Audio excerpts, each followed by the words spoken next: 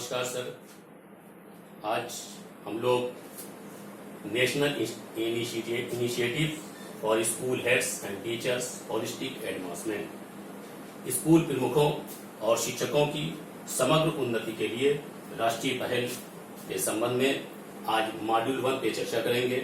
Module 1 का नाम है curriculum, learner centred pedagogy, learning outcomes and inclusive education. पाठचर्या, बाल केंद्रित शिक्षा शास्त्र, सीखने के प्रतिफल और समावेशी शिक्षा। निष्ठा प्रशिक्षण में कुल 17 मॉड्यूल हैं। इन 17 मॉड्यूल्स में आज पहले मॉड्यूल की आज हम लोग चर्चा करेंगे। धन्यवाद। तो सर, आज हम लोग module number 1 curriculum, learner centred pedagogy, learning outcomes and inclusive education के अंतर्गत सबसे पहले हम लोग अधिगम क्या है इसके बारे में आज हम लोग विचार विमर्श करेंगे, चर्चा पर चर्चा करेंगे। अधिगम को सीखने से पहले, अधिगम को जानने से पहले हम आइए 3 शिक्षाविदों के कुछ विचार जाने। जैसे कि इग्नासियो एस्ट्राडा, इन्होंने कहा है कि यदि कुछ बच्चे हमारे सीखने के तरीके से नहीं सीख पाते हैं तो शायद हमें उनके सीखने के तरीके से सिखाना चाहिए। साथियों, इसका मतलब यह है कि हमें बच्चे के वातावरण में जाना होगा अंदर, और उसके साथ घुलना मिलना होगा, और वहां पर हमको जो है उसके साथ जो हम अपनी फ्रेंडशिप, अपना रिश्ता बढ़ा लेंगे तो वो बच्चे हम बच्चों को सिखा पाएंगे। दूसरा, ये मैग्रिट मीड ने कहा है कि बच्चों को ये सिखाया जाना चाहिए कि कैसे सोचें, ना कि क्या सोचें। यानी कि बच्चों में चिंतन का पैदा करना, बच्चों में जिज्ञासा का पैदा करना जरूरी है। जब तक हम बच्चे के अंदर चिंतन या जिज्ञासा पैदा नहीं करेंगे तो तब तक हम बच्चे को सिखाने में सफल नहीं हो सकते हैं। तीसरा, एंसर्ट डिमनेट ने कहा कि बच्चों को शिक्षित किया जाना चाहिए पर उन्हें खुद को शिक्षित करने के लिए भी छोड़ दिया जाना चाहिए। यानी कि बच्चों के अंदर, हर बच्चे के अंदर कुछ ना कुछ कला होती है, हर बच्चे के अंदर कुछ ना कुछ उसके मन में कुछ ना कुछ चल रहा होता है, तो हमें उनको स्वतंत्र भी छोड़ देना चाहिए, उनके ऊपर ऑब्जर्वेशन करना चाहिए, और फिर हम उन्हें जब जो क्या कर रहे हैं उसके साथ ही हमें उनके साथ लग जाना चाहिए। तो इस तरीके से यदि हम अधिगम का कार्य करेंगे तो हम लोग जरूर सफलता प्राप्त करेंगे।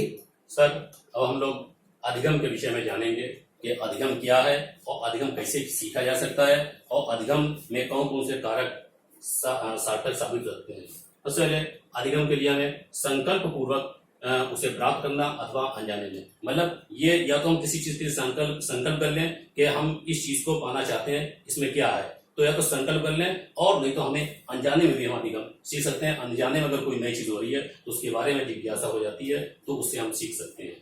दूसरा ये कि अधिगम एवं स्वयं की क्रियाओं से व्यक्ति के व्यवहार में बदलाव।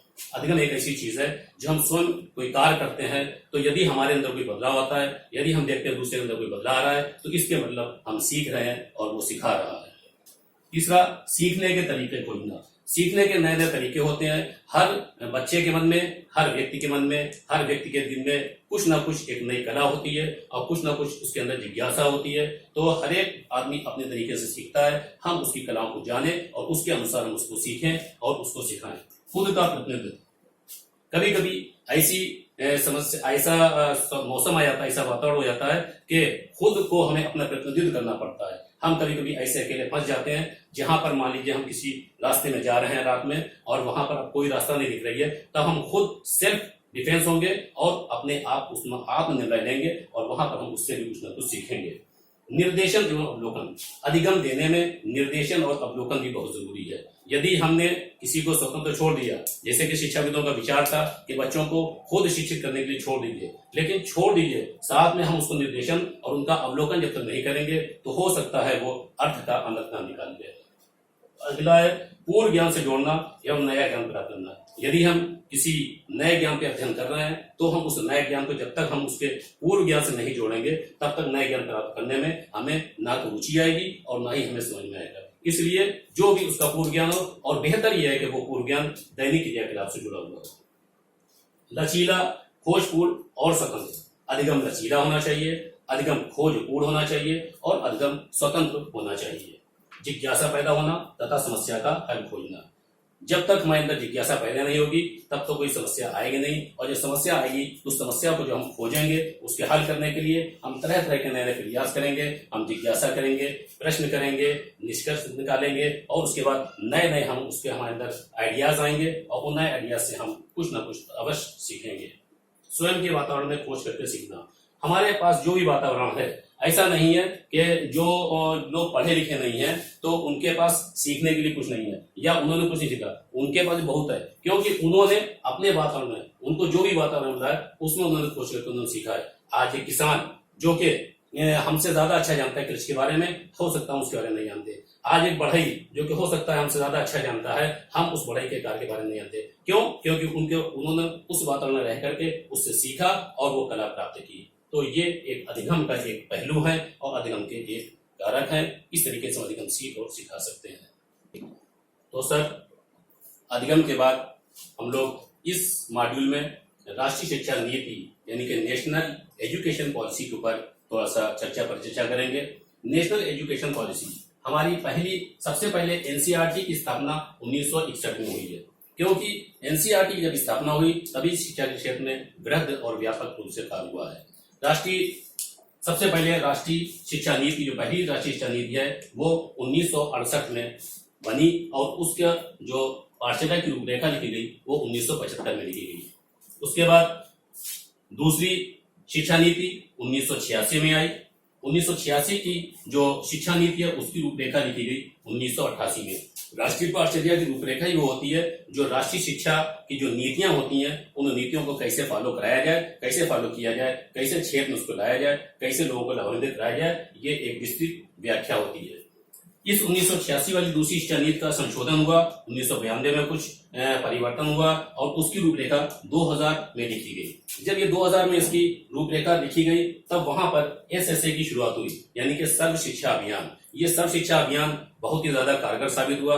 इस सर्व शिक्षा अभियान के अंतर्गत हमें पूरे एक किलोमीटर की रेंज में प्राइमरी स्कूल और 3 किलोमीटर की रेंज में जूनियर स्कूल मिले, एक भव्य स्कूल मिला, स्कूल में तमाम सुविधाएं मिली। इस सर्व शिक्षा अभियान की ही देन है कि आज पूरे देश में स्कूलों का एक जाल सा बिछा हुआ है और हम 6 से 14 साल के सभी बच्चों को लगभग शिक्षित करने में सफल हुए हैं। उसके बाद 2005 में व्यापक रूप से राष्ट्रीय पाठ्यक्रम की रूपरेखा बनी। इसके 5 सिद्धांत हैं। इन सिद्धांतों का अभी हम लोग आपस में चर्चा करेंगे। सबसे पहले हम लोग इसके देख लें कि 2005 में जब बनी, उसके बाद आरटी लागू हुआ 2009 में पूरे देश में। जम्मू कश्मीर को छोड़ करके 1 अप्रैल सन 2010 को आपका आरटी 2009 लागू हुआ।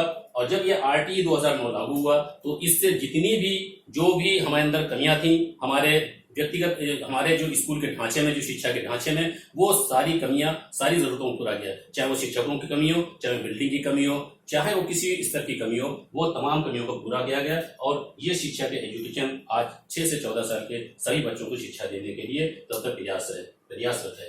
अब हमें तीसरी या नई शिक्षा नीति की जरूरत पड़ रही है, जो कि 2019 में उसका प्रारूप लिखा जा चुका है और इसके लिए तमाम शिक्षाविदों से अभी सुझाव आमंत्रित किए जा रहे हैं। ये तमाम सुझाव आमंत्रित हो रहे हैं। लगभग 1 लाख सुझाव आ चुके हैं कि किस तरीके से इसमें कितना क्या परिवर्तन किया जाए या इसमें क्या जोड़ा जाए जिससे कि बेहतर शिक्षा दे सके।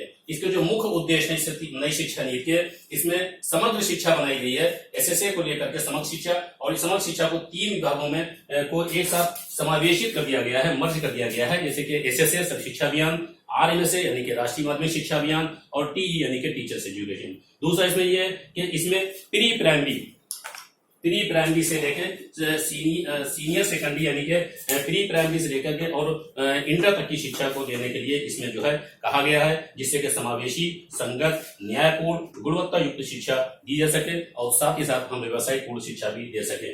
इसी के साथ इसमें लक्ष्य रखा गया कि 2030 तक समग्र शिक्षा से सभी को लाभान्वित करना है।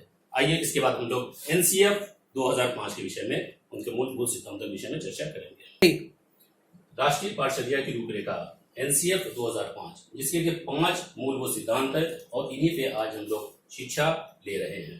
पहला है सिद्धांत, ज्ञान को विद्यालय के बाहर जीवन के साथ जोड़ना। यह नहीं कि ज्ञान को केवल विद्यालय में ही बनाए रखना और विद्यालय में जो कुछ हम सीख रहे हैं, जो सिखा रहे हैं वही ज्ञान है, ऐसा नहीं। विद्यालय के बाहर जो जीवन है उसे जीवन के साथ में, दैनिक क्रियाओं के साथ में उसे जोड़े। दूसरा, रटन प्रणाली से मुक्ति। ऐसा ज्ञान ना हो कि केवल रट करके बच्चा दे दिया, पेपर दे दिया, बहुत अच्छे नंबर ले आया और हमने से जान लिया कि वो सीख लिया। ऐसा नहीं है। रटन पिटाई से मुक्त उसको ऐसा बनाए कि कम से कम उसे उसके मन में स्थायी रूप से वो समझ में विकसित हो जाए। फिर तीसरा है पाठचर्या को समृद्ध बनाना, ताकि यह पाठ्य पुस्तकों पर केंद्रित न रहकर बच्चों का सर्वांगीण विकास कर सके। क्योंकि हमारी शिक्षा का जो मूल सिद्धांत है कि हम बच्चे का सर्वांगीण विकास करें, तो इसलिए केवल पाठ्य पुस्तक पर ही हम केंद्रित न रहें। हम जो भी पाठचर्या है, जो भी उसके आसपास का जितना भी पाठचर्या में शामिल किया गया है, सबके अंतर्गत उसको शिक्षा दें। चौथा सिद्धांत है परीक्षाओं को अधिक लचीला बनाना और कक्षा कक्ष के जीवन के साथ में समेकित करना। परीक्षाओं को हम अधिक लचीला बनाएं, हम समय समय पर टेस्ट, समय समय पर क्विज, समय समय पर हम तरह तरह के खेलकूद, शारीरिक हर तरीके का हम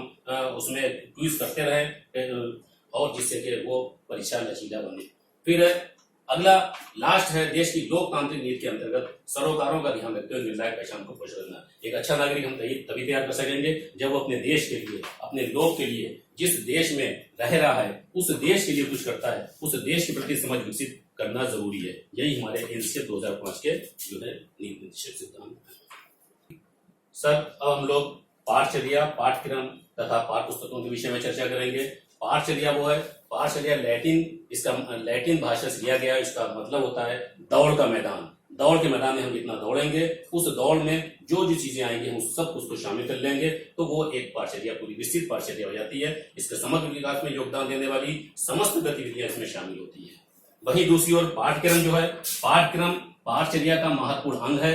इसका एक सीमित दायरा है, कक्षा के निर्धारित विषयों का संग्रह और पाठ वस्तु का क्रमवार प्रस्तुतिकरण ही ये पाठ्यक्रम में शामिल होता है। वहीं तीसरी ओर पाठ्य पुस्तक है, तो पाठ्यक्रम में शामिल विषयों की सामग्री होती है। जो भी पाठ्यक्रम में शामिल है विषय, उसकी सामग्री है। मुद्रित एवं डिजिटल शिक्षण संसाधन एक हमारे पास है, स्वयं को ज्ञान को प्रतिबिंबित करने और उसका निर्माण करने में सहायक होता है। इस तरीके से यदि हम तीनों को विस्तृत रूप से देखें तो हम यहाँ पर पहुंचते हैं एक विस्तृत दायरा जो हमारा ये पाठचर्या बन रहा है, और उसी के अंदर हमारा एक पाठ्यक्रम शामिल हो रहा है और पाठ्य पुस्तकें उसके केंद्र में आ जाती हैं। सर अब हम लोग सीखने के प्रतिफल यानी कि लर्निंग आउटकम्स के विषय में जानेंगे। किसी कक्षा के किसी विषय में बच्चों ने कितना सीखा, ये एक लर्निंग आउटकम्स है। हमारे पास जितनी भी पुस्तकें आज आ रही हैं उसमें सब में शुरू में जो है लर्निंग आउटकम्स के विषय में दिया होता है कि इसका विषय वस्तु, इसका पाठ्यक्रम, ये चीज है, प्रकरण ये है और इसमें बच्चों को कितना सीखना चाहिए। एक लर्निंग आउटकम्स एक मापदंड दिया गया है।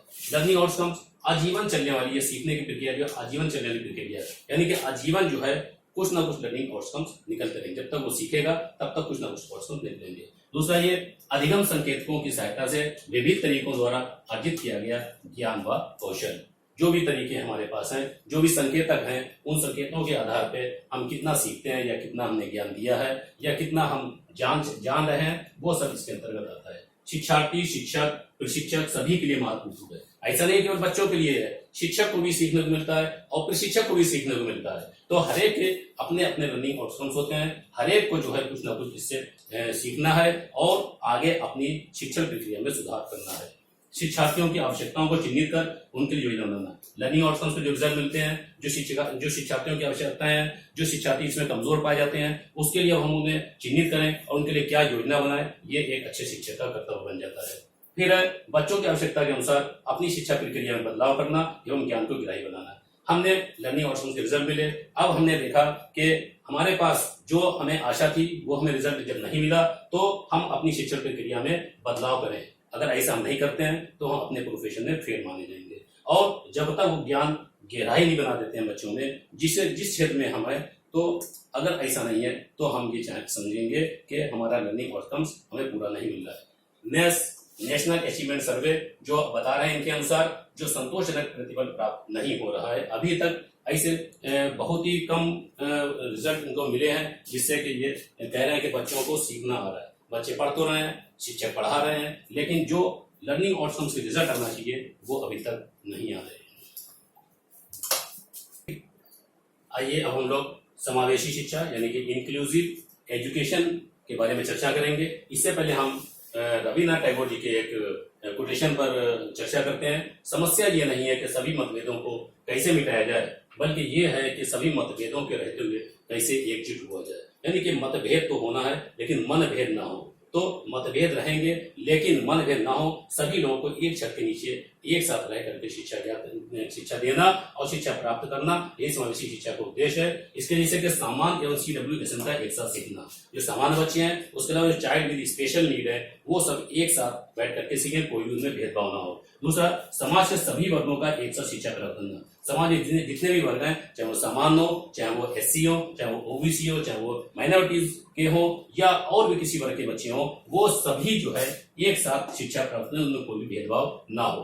किसी भी बच्चे का बहिष्कार न करना, इसके अंतर्गत हम किसी बच्चे का बहिष्कार नहीं करेंगे, क्योंकि हर बच्चे के अंदर कोई ना कोई कला होती है, हर बच्चा कुछ ना कुछ नया जानता है, उसके बारे में हम उसके विचार जो शेयर कर सकते हैं। जेंडर भेद समाप्त करना, ये नहीं कि बालिका है, बालिका कुछ नहीं करती है और बालिका को जो आगे जाकर के चौका बर्तन करना है, ऐसा नहीं है। हम ये जेंडर समाप्त करेंगे, बालक बालिका एक समान, हम सबको शिक्षा, सबको ज्ञान देंगे। इसी तरीके से फिर प्रत्येक की कला से सीखना और सिखाना, हर बच्चे के अंदर कोई ना कोई कला होती है, हर एक की कला को हम सीखें और हम दूसरों को उससे लाभान्वित करें।